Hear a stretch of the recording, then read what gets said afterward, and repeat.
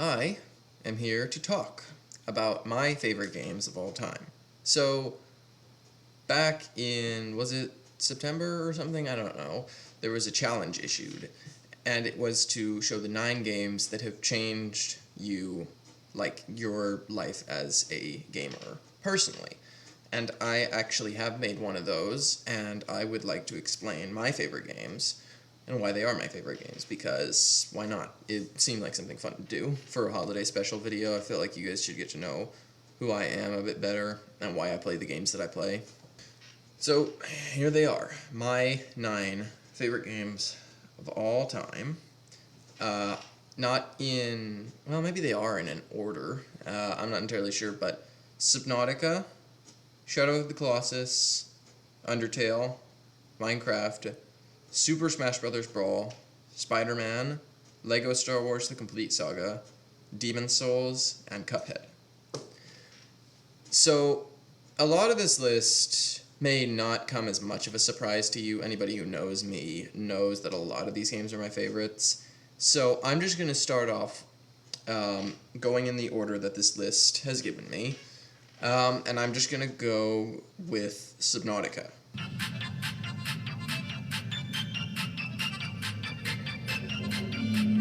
You know what that sound means? Welcome back, everybody, to Subnautica! Subnautica has frequently been cited as my favorite game of all time. And it's still very true. Nothing about that has changed. That's why I said this kind of has an order to it. Subnautica is definitely my favorite game of all time.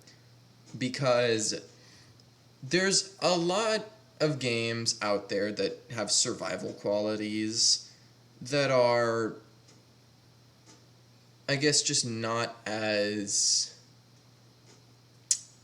like, I've played other survival games to see if they could get close to where Subnautica is. They haven't. Subnautica is the only one that I feel like has gotten that feeling of just like something you can sink into and stay in for a really, really long time. There's a lot of replayability value, a lot of good exploration. You get to find like giant alien things, like a giant gun that shoots down your sunbeam. No! Oh gosh! Or, you know, you can go down and you can find the Sea Emperor or something like that. Yes! Yes! Gosh, it's so cool how she shakes the whole thing. Or, oh my gosh, what are the other things you can do in that game? You can do so many different things. Build a base. You can build a sea moth, a cyclops, a prawn suit.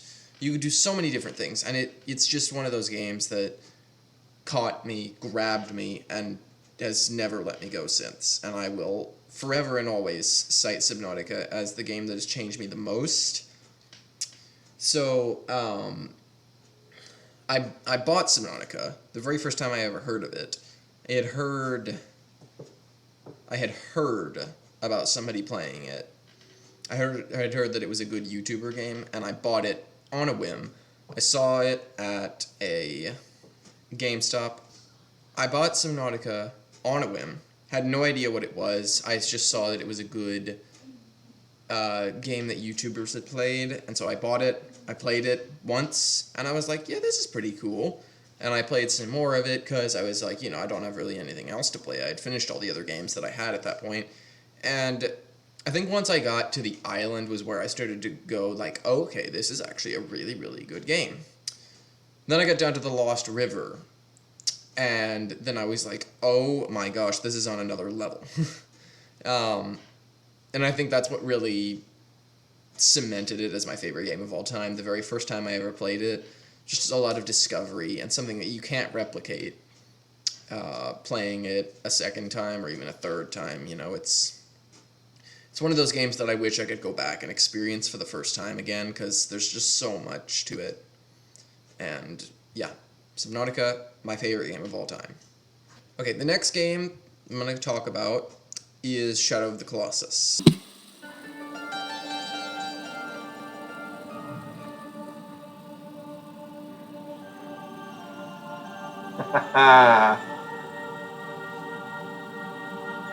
Wow. You guys know Shadow of the Colossus. It was one of the first games I ever played on the channel, and it was because it was a good game. I had played it, again, a little after I got Subnautica, I think. I got it, again, because I had heard that it was a good game for YouTubers to play.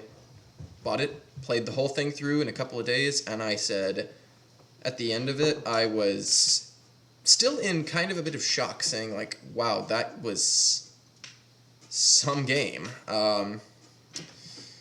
And I think that it was just, there was so much more to it than meets the eye. You know, you see, like, oh, giant monsters.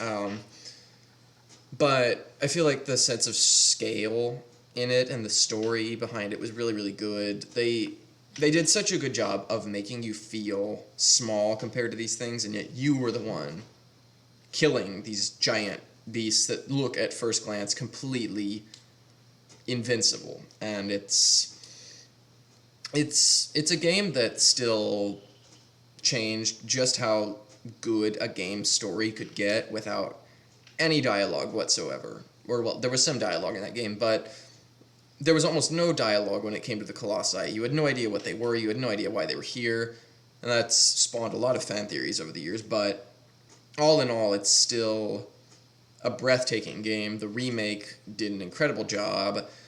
I think that having these graphics come back and have it come so far from what the PS2 version originally was. I never played the PS2, so I don't have that kind of nostalgia for it, but I know a lot of people do, and there's a lot of nostalgia there. But I got it, I bought it, I played it in 2018, and it was an experience that I would definitely relive again.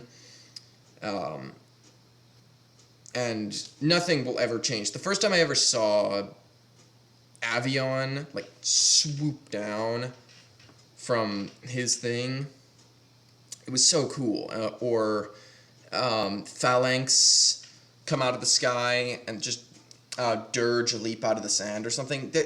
All of those are irreplaceable moments, and you can't ever have them back. But I think Shadow of the Colossus does indeed deserve its place as my second favorite game of all time. Alright, third game on my list here is Undertale. And now you guys probably know this one, because I've played it a lot. I've played, actually, all three of these I have played a lot. And Undertale was one that I got into because of the community. The community of Undertale is a bit weird, because there's a lot there that, you know, the game itself is a masterpiece, but the community took things a little too far, and it's not something that I want to be a part of, like the way that they've made Undertale to be. It was an internet sensation a long, long time ago, and I was not fully there for that. I got into it later. Actually, I got into a lot of these games later. But I think Undertale definitely changed, again, my way of thinking about how characters... So, Subnautica changed my way of how I thought a game could interact with you, like how mechanics of games worked. Shadow of the Colossus changed my views on story. This game changed my view on characters, and I think that, you know, there is nothing better than having a good character in a game, especially like Undertale, where there's so many good characters. The music for Undertale was flawless. The Toby Fox knew immediately what he was doing with the 8-bit design. He committed to it. He put the music in, and he put so much time and work into this, and he ended up creating one of the best games of all time. I think that Undertale, you know, just having that kind of experience playing Undertale. If you've never played Undertale before, I highly recommend it. I highly recommend all of these games, actually. They're all very good. They all have really good replayability value, and they're all very personal to me. But yeah, Undertale, you know, I have my own voices in my head for Flowey. Howdy! I'm Flowey. Flowey the flower. Papyrus.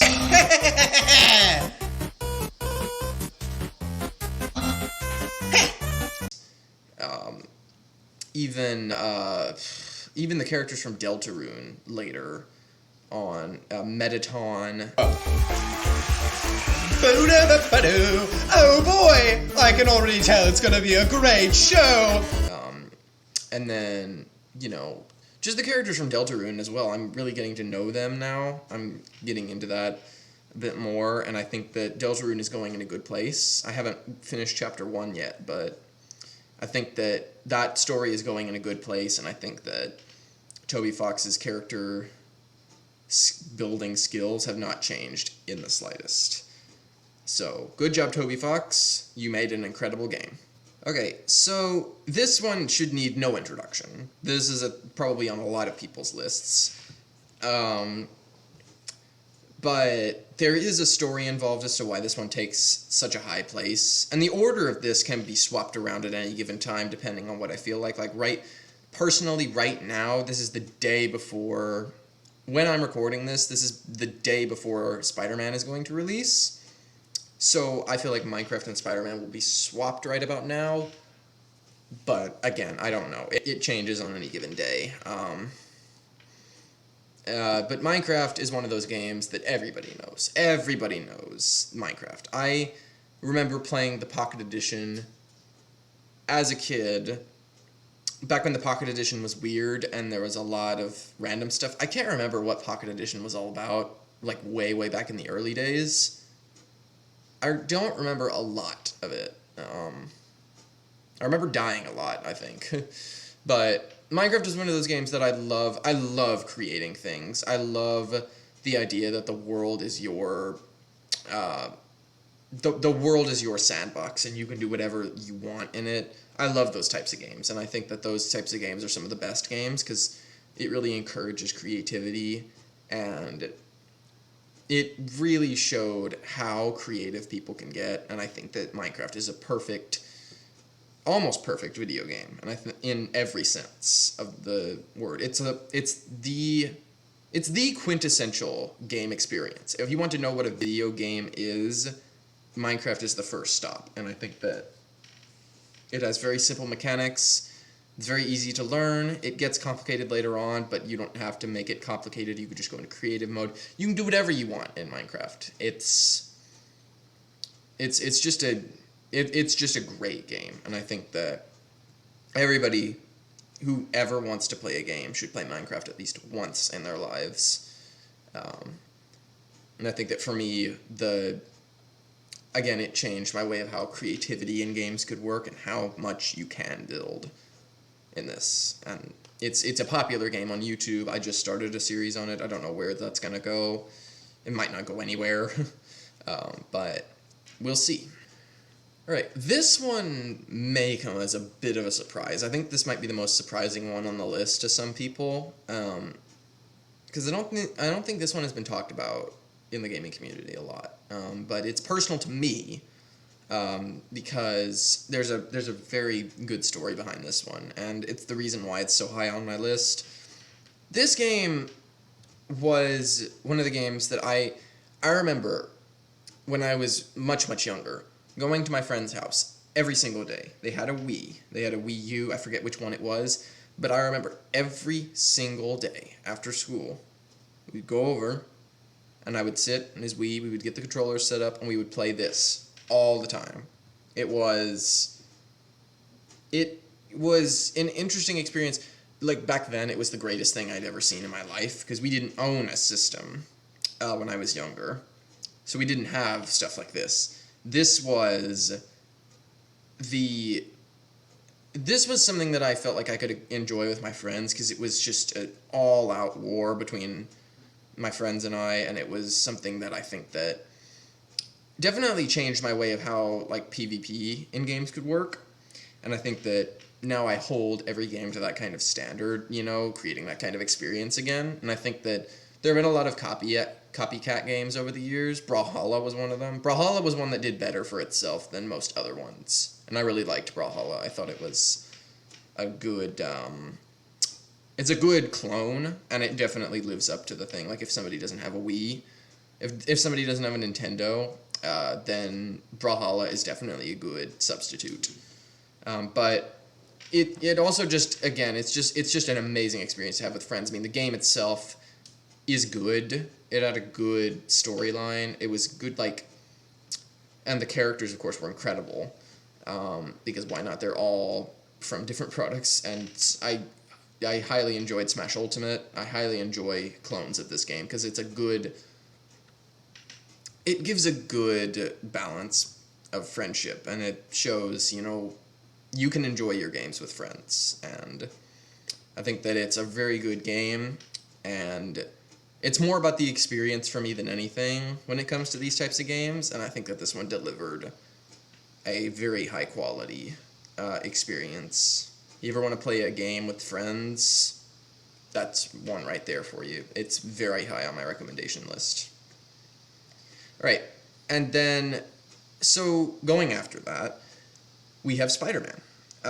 The greatest superhero game, in my estimation. Every other superhero game cannot compare to this. I mean, Arkham Asylum, yes. Arkham Asylum is incredible, but the people who say that Arkham Asylum is better than Spider-Man haven't played Arkham Asylum in a long time. Or they remember playing it as a kid, and they are blinded by the fact of just how dated that game gets. The combat is still... Well, okay. You saw, when I played Arkham Asylum, that the game was good. The graphics were a bit, dated, but I think that was part of the charm of it. The combat was definitely outdated and definitely needed a revamp. I would not be opposed at all to a PS5 remake of those games. I feel like they could definitely benefit from it, and I feel like a 60 FPS Batman game would really help that kind of superhero genre. But Spider-Man is my favorite superhero of all time for a lot of reasons. And I feel like this game delivered on the promise of it being a Spider-Man game more than any other game has ever delivered the promise of being that superhero. Even Batman, you didn't feel like you could do everything that Batman could do because it didn't let you, it only let you glide short distances. You didn't have a Batmobile. You didn't have all your gadgets. It was just very limited, and you felt... Batman Arkham Knight fixed a lot of that, and I really like Arkham Knight, and I think it did good for itself, but Spider-Man made you feel like Spider-Man would. It had a perfect cast, perfect story, perfect everything. It is the best superhero game. I cannot recommend it higher. I'm super excited for Spider-Man 2 whenever that comes out. I loved Miles Morales. Miles Morales introduced new powers. It's an amazing game. It's something that I feel like everyone should play if they want a superhero experience. It was the very first game I ever got on a PlayStation, and it still remains. It set the bar very high for any story-driven game, and many games have not passed that bar. So you'll just have to see where that takes us. But Spider-Man, amazing game. Now this one is invoked purely by nostalgia. The game itself, Lego Star Wars The Complete Saga, this is 100% a nostalgia boost. It deserves its place, in my eyes, only because of the nostalgia and because it's a Star Wars game and because it's incredible. But the game itself is very dated. You would have to go out of your way to praise the combat mechanics in that game because it's just hack, slash all the time. I'm really excited for the new one, though, because the new one looks to be delivering a much more cohesive Lego game, something that's more in line with Star Wars games in general. And if this one had not been given a nostalgia bump, I think that it might have moved off of this list and been replaced by Fallen Order, which was an incredible Star Wars game. The only reason it's not on this list is because it moved just slightly off. It got bumped off recently by another game that we're going to talk about in a little bit. But Complete Saga was the game I played the most as a kid, I think. I remember beating it over and over and over, replaying the levels, getting all the mini-kits, everything. I got all the red bricks. I completed everything. And I did everything there was to do in that game. I played it so many times, I got all the characters, and it's just a game that I'm so intimately familiar with now that that's the reason why it's on this list. It's a game that you can play again and again and again. It's a Star Wars game. It has good humor. It is just a good video game. And I think that for a kid who is into Star Wars or anything, that is a perfect game to play.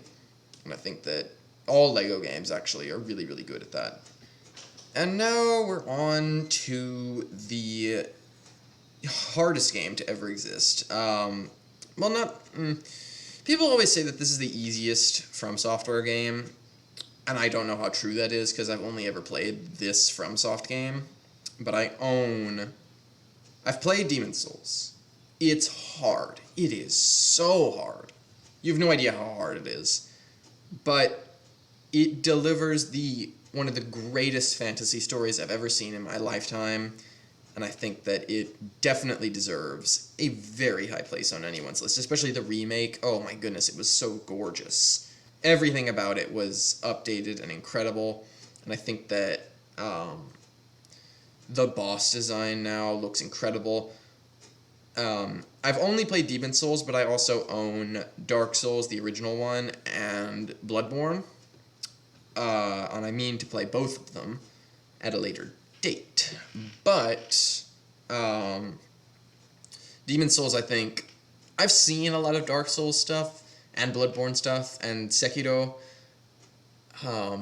But I just think that the bosses in this one, I think, are what tipped the scale for me. Because the bosses in this one are the coolest bosses in any FromSoft game. Like, maybe not, well, you can talk about how bad the Dragon God fight is all you want, or how, like, what are some other bosses that are, like, how annoying, like, it is that the Adjudicator fight isn't really a fight, which it isn't. But the fact remains that there are just so many good bosses. The Storm King, Flame Lurker, oh my gosh, there's so many bosses. The Tower Knight, Penetrator. I'm trying to remember all the bosses in that game. I've never finished Demon's Souls, by the way, either. I've not finished the entire game yet, but I do like it, and I should get back into it at some point. But it's one of the reasons why I bought a PS5 is to get Demon's Souls, because it looks absolutely incredible, and it looked even more incredible when I bought it and I played it, and I was like, wow, this game is something else when it comes to graphics. It's almost kind of insulting as well how good it looks. Because it's the greatest looking game I've ever seen in my life, and the graphics in that are absolutely insane. So PS5 definitely doing its work. So Demon's Souls, you get a top spot right there. I haven't played Dark Souls yet. It might get a top spot. It might knock Demon's Souls off the list at some point. We don't know. We'll just have to see. And the last one is one that you all know and love again. The good old 1930s Cuphead. I think that this definitely took the top spot. It was a complete surprise to me that I thought of this when I was making this list. I knew it had to be on here. Because the first time I ever played it, it was a complete shock to me as to how good the game could get. Because I just thought it was a grief simulator. Like how many times I had to die to that game. But the boss design was incredible. The story was nothing crazy, but it just, it's a game about a cartoon. The story doesn't need to be incredibly compelling or anything like that. But Cuphead had such a good premise. The gameplay was insanely fast. It was hard. It was challenging. It was all the right blends mixed together into a perfect game that sometimes should be higher, I feel like. I think that it definitely deserves to be higher at some point, and a lot of times I'll consider swapping Demon's Souls or Cuphead around. And it's just that's all I have to say on Cuphead. Cuphead is just a flawless game, and I think that anyone who's looking for a challenge in gaming definitely should go to either Cuphead or a FromSoft game. Either one is an incredible challenge that I think is a good test for anyone willing to sharpen their skills at anything. But Cuphead just had the Dr. Call's robot, Jimmy the Great, all the bosses that I've done. I need to finish Cuphead. I will finish it soon. I've only got 4 bosses left in the entire game, and I think only 2 more episodes are left. They are coming. They are coming. I will get them soon enough.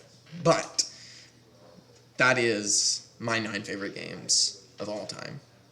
I think that everyone should make one of these lists just to show, who they are as a person. I think that this shows pretty well who I am as a person. And a lot of these were not a really good big surprise to me. Brawl and Lego Star Wars were a surprise, possibly Cuphead, when I thought of making this a list. But there are a lot of other games that could make this list at one point or another. I think Power Wash Simulator is gaining up the ranks, but I'm joking. But Five Nights at Freddy's might deserve a spot on this list at some point or another. I didn't put Miles Morales or Below Zero on here because I kind of counted them as their own thing due to this, but I kind of counted them as part of the game that I incorporated them in because they're similar enough that it doesn't really matter. But I think that there are a lot of other good games out there. There are a lot of other great games out there that a bunch of people should play. I think that there's some other games out there. Detroit Become Human is one of them. Definitely an amazing game that I think everyone should play. I'm trying to think. What are the other games out there that are really, really good that are not on this list? That I say are the best games of all time. These are my recommendations. You can take them or you can't. It's either one. Abzu. Oh my gosh, that was an incredible experience. Wasn't really a game more than it was an experience, but definitely good. But anyways, that's all the time I have for today on these. If you guys want any more info on why these games are my favorite ones or what other games I like, you can hit me up in the comments. I will definitely respond to that. I always love talking about the games that I love. But yeah, that's all I'm going to say on that subject. Thank you guys so much for watching. I hope you enjoyed. I enjoy talking about these games. These games are very, very near and dear to my heart. And I think that everyone should play each and every one of these. But I will see all of you in the next holiday special, whatever that may be. See you soon, gamers.